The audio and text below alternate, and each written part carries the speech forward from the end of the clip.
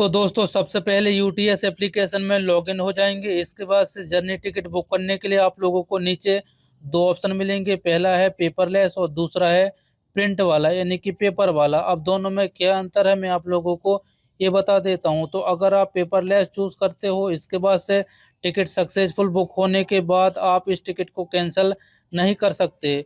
और अगर आप पेपरलेस टिकट बुक करते हो तो आपकी जो भी रेलवे स्टेशन होती है उससे कम से कम आपको 20 मीटर पहले ही यानी कि स्टेशन के बाहर ही होना पड़ेगा, तब जाके आप टिकट बुक कर सकते हो। और इसके बाद से अगर हम प्रिंट वाले की बात करें तो आप इस टिकट में टिकट बुक करने के बाद आप इसको कैंसिल भी कर सकते हो और इसके बाद से आप स्टेशन के अंदर में जाके भी जो टिकट है उसको बुक कर सकते हो। लेकिन एक बात का ध्यान में रखना है कि टिकट बुक होने के बाद आप लोगों के मोबाइल में नंबर वगैरह मिल जाएगा। तो आप जो देखा होगा ना, रेलवे स्टेशन के पास में जो मशीन लगी होती है, तो आप उस मशीन में जाके और इस नंबर को डाल के आप टिकट को प्रिंट आउट ले सकते हो। यानी कि जो भी आपकी ओरिजिनल स्टेशन होती है उसी स्टेशन में जाके आपको प्रिंट आउट लेना है, तभी जाके ये काम करेगा और आप टिकट माने जाओगे। वरना अगर आप प्रिंट आउट नहीं लोगे और ऐसे ही आप चढ़ जाओगे ट्रेन में तो फिर आप विदाउट टिकट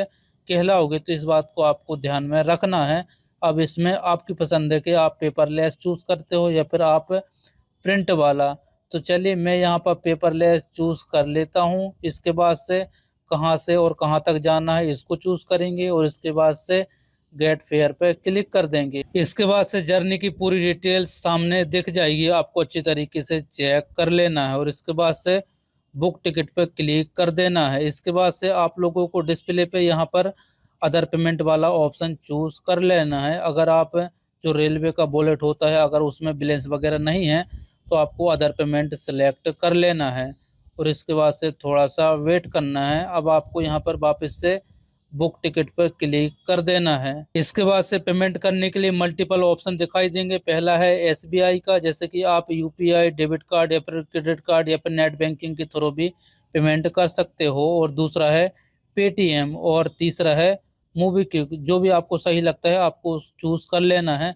तो मैं यहाँ पर पेटीएम चूज कर लेता हूँ और पेटीएम चूज करने के बाद पे पर क्लिक कर देता हूँ और थोड़ा सा यहाँ पर वेट करता हूँ। इसके बाद से यहाँ पर मैं अपना पेटीएम नंबर डाल देता हूँ और प्रोसीड सिक्योरली पर क्लिक कर देता हूँ। इसके बाद से मेरे इसी मोबाइल नंबर पे एक ओटीपी आएगा, तो ओटीपी यहाँ पर डाल के मैं प्रोसीड सिक्योरली पर क्लिक कर देता हूँ। इसके बाद से सिलेक्ट ये यूपीआई और मैं यहाँ पर पेटीएम चूज कर लेता हूँ। इसके बाद से यहाँ पर पेटीएम ओपन हो जाएगा, तो मैं अपना यूपीआई नंबर डाल देता हूँ और ओके पे क्लिक कर देता हूँ। तो मेरा जो पेमेंट है यहाँ पर सक्सेसफुल हो जाएगा और ऑटोमेटिक से रीडायरेक्ट हो जाएगा इसी एप्लीकेशन में और आप लोगों का जो टिकट है सक्सेसफुल बुक हो जाएगी। और जो आप लोगों को टिकट है वो आप हिस्ट्री में देखोगे तो टिकट देखने को मिल जाएगी। तो जब भी आप ट्रेन में चढ़ते हो और टीटीआई आपसे पूछता है तो आप इस टिकट को बता सकते हो।